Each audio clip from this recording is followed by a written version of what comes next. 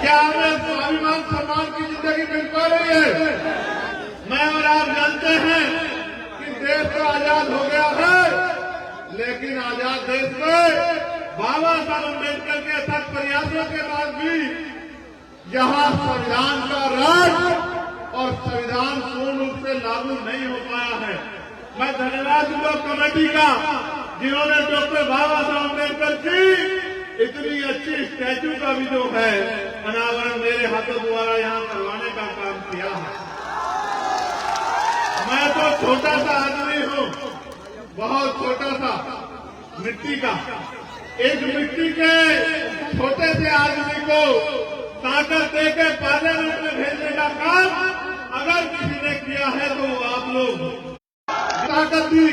तो आप देखो, कभी रविदास जयंती का अवकाश नहीं होता था। मैंने पार्लियामेंट में लड़ के सरकारों को मजबूर किया कि वो जगत गुरु सतगुरु रविदास जी की जयंती में अवकाश रखें। ये अवकाश कैसे सुनिश्चित हो पाया? जब आपने मुझे ताकत दी, मैंने उस ताकत का प्रयोग करके पार्लियामेंट में देश की सरकार को और प्रदेशों की सरकार को मजबूर किया कि वो करोड़ों लोगों की आस्था का सम्मान करे और जगत गुरु रविदास जी महाराज की जयंती पे अवकाश करें। क्योंकि देश धर्मनिरपेक्ष है, सभी को अधिकार है, सभी की जो है आस्था है, तो इतने लोगों की आस्था के साथ खिलवाड़ नहीं किया जा सकता है। आज जगत गुरु सतगुरु रविदास जी महाराज को मानने वाले लोग पूरी दुनिया में रहते हैं, पूरी दुनिया में वो उनके झंडे का प्रचार प्रसार करते हैं और उनकी विचारधारा को फैलाने का काम करते हैं। इतने लोगों की आस्था का अपमान जब सरकार ने करने का काम किया, तो आपके इस छोटे से सिपाही में जगत गुरु सतगुरु रविदास जी महाराज की संतान ने आपके झंडे को मजबूत करने का काम पार्लियामेंट में किया। ये आप सब लोगों ने देखा होगा। मैं आपको ये बताना चाहता हूँ, आपने मुझे ताकत दी, उस ताकत का प्रयोग करके मैंने आपके आत्मसम्मान की लड़ाई को लड़ने का काम किया। लेकिन आज जब मैं बिहार में हूँ और मैं जब निकल के आ रहा था, तो मैंने आपके घर देखे, आपके कपड़े देखे, आपके साधन देखे और कहीं ना कहीं मैंने ये भी महसूस किया कि आपके चेहरे पे उम्मीद तो है, आपके चेहरे पे आशा की किरण तो है, लेकिन आपके चेहरे के साथ साथ आपके मन में ये चिंता भी है कि वो दिन कब आएगा जब हमें भी देश में बराबर के अधिकार, सम्मान और इज्जत की जिंदगी मिलने का काम होगा। ये चिंता भी मैंने महसूस की। आप औरों को छोड़ो, अपने दिल पे हाथ रख के बताओ, क्या आप इस जिंदगी से खुश हैं? ये जो तमाम तरह के गैर बराबरी के जीवन को आप लोग जी रहे हैं, इस जीवन से आप लोग खुश हैं?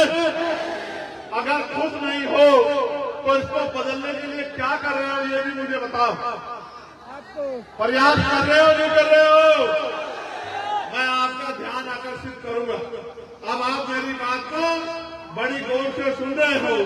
ऐसे समय में मैं आपका ध्यान आकर्षित करता हूं।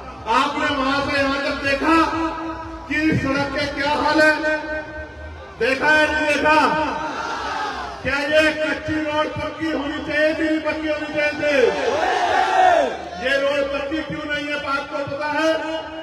आप किसी भी धर्म के तीर्थ पे जाके देख लो, किसी भी धर्म के ऐतिहासिक स्थल पे जाके देख लो, सरकारों ने बहुत बड़े बड़े योगदान देके उसका सौंदर्यीकरण कराने का काम किया है।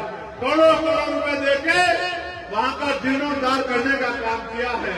और यहाँ आपकी लाखों की आबादी है, आपके ऐतिहासिक स्थल का जीर्णोद्धार को छोड़ो, एक पक्का रास्ता भी बनाने का काम नहीं किया।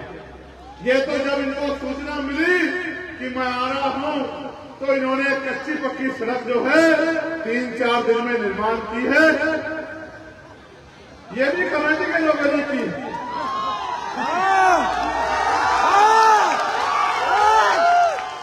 कमेटी के लोगों के दृढ़ संकल्प को तो मैं जानता हूं कि कमेटी के लोग तो ये काम कर सकते हैं, क्योंकि वो मुझसे प्यार करते हैं और वो अपने कार्यक्रम को आयोजित करना जानते हैं। मैं तो ये भी जानता हूं कि ये जो पूरा तीर्थ है इसको बनाने में एक एक पैसे का योगदान हमारे लोगों ने किया है। किसी और का कोई योगदान इस पैसे में इस काम में नहीं। तो मैं आपकी क्षमता को तो मानता हूं, लेकिन आप ये सोचो,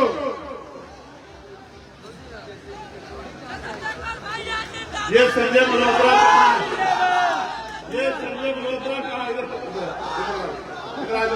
मुखिया जी हैं, मुखिया जी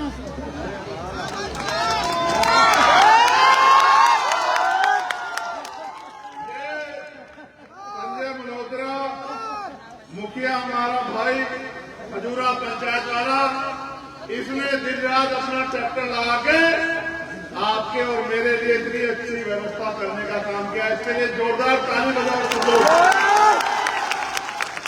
प्यारे साथियों, मैं आपको जगत गुरु सतगुरु रविदास जी महाराज के बारे में, उनकी वाणियों के बारे में कुछ बताना चाहता हूं। एक बार जगत गुरु सतगुरु रविदास जी महाराज जब अपनी स्थान पे बैठे हुए थे, ऐसे ही लोग जनता को उपदेश दे रहे थे, तो जनता के बीच में एक साथी खड़ा हुआ। उसने महाराज जी से पूछा कि महाराज जी, हम यहाँ मेहनत करते हैं, खून पसीना बहाते हैं, दिन रात संघर्ष करते हैं, फिर भी हमारे साथ जुल्म जाति अत्याचार क्यों होता है? हमारे साथ भेदभाव क्यों होता है? हमें सुख सुविधा का जीवन क्यों नहीं मिलता? तो जगत गुरु सतगुरु रविदास जी महाराज ने एक संदेश उनको देने का काम किया। वही संदेश मैं आपको यहाँ देने का काम कर रहा हूँ। जगत गुरु ने कहा कि रविदास मानु सुखी बसन्नु, सुकर है कोई ठाव, एक स्वराज माही दूसर मरगट गांव। जगत गुरु जी ने कहा कि सुख शांति का जीवन जीने के दो रास्ते हैं। अगर जीते जी सुख शांति चाहिए तो स्वराज माही अपना राज लाओ, और अगर मरने के बाद चाहिए तो वो शमशान घाट और कब्रिस्तान में मिलेगा। अगर जीते जी जल की जिंदगी चाहिए तो राज लाओ। ये बात 600 साल पहले सतगुरु महाराज कह के गए, और उन्होंने कहा, जो सामने संगत थी, कि महाराज जी राज तो अभी भी है, राजाओं का राज तो है, लेकिन हमारे जीवन में सुख शांति क्यों नहीं? तो महाराज जी ने कहा कि ऐसा चाहूं राज में जहां मिले सहनुमान, और छोट बड़े सब सम बसे, रविदास रहे प्रसन्न। कि राज भी नीति में होना चाहिए, ऐसा राज होना चाहिए जहां कोई छोटा बड़ा ना हो, जहां कोई ऊंच नीच ना हो, जहां कोई भय डर ना हो, जहां किसी का अपमान ना हो, सबको खाने के लिए अन्न की, तन ढकने के लिए कपड़े की, सर ढकने के लिए ऐसे संत जन्मे हो, उस देश में 80 करोड़ लोग रोटी के लिए मोहताज हो, ये चिंता का सबब है। उसका एकमात्र कारण ये है कि आज इस देश में बेगमपुरा राज नहीं है। जहाँ बेगमपुरा राज है वहाँ जनता खुशहाल है। इसी बात महाराज जी की बात को बाबा साहब अम्बेडकर ने भी कहा। जो बात उन्होंने कही कि स्वराज माही, उसी को बाबा साहब अम्बेडकर ने भी कहा। बाबा साहब अम्बेडकर ने क्या कहा? Political power is the master key. राजनीतिक सत्ता सारे तालों की चाबी है। Political power is the master key, it is the master key by which can you open and each door of your success. अर्थात राजनीतिक सत्ता के जरिए आप अपनी सारी परेशानियों का हल कर सकते हो। मैं आपको इस भाव पे खड़े होकर चैलेंज से कह रहा हूँ, आप राजनीतिक ताकत बना लो। जिस चीज की तरफ हाथ आप रख दोगे वो आपके चरणों में पड़ी होगी। इस बात का मैं आपको विश्वास दिलाता हूँ।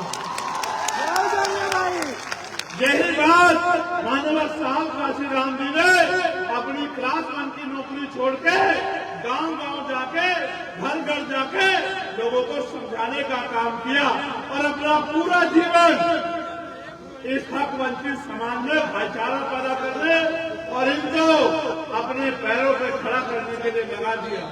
उन्होंने अपना पूरा जीवन बलिदान कर दिया, सब कुछ अर्पण कर दिया। बहुत बड़े पैमाने पे हम लोग सीख समझ नहीं पाए, उसके कारण आज भी हमारा बुरा हाल है। आप मुझसे प्यार करते हो या नहीं करते हो, मेरा हाथ उठा के बताओ। अगर आप मुझसे प्यार करते हो तो खुद से क्यों नहीं प्यार करते हो? जब आप खुद से प्यार नहीं करोगे तो मुझसे प्यार करने का क्या फायदा है? जब तक आप अपना भला नहीं करोगे, अपने लिए सुख सुविधा नहीं तैयार करोगे, अपने लिए इज्जत की जिंदगी तैयार नहीं करोगे, तब तक कुछ भी बदलने वाला नहीं है। मैं आपको कह रहा हूं मेरे प्यारे भाइयों, एक बार जगत गुरु सदगुरु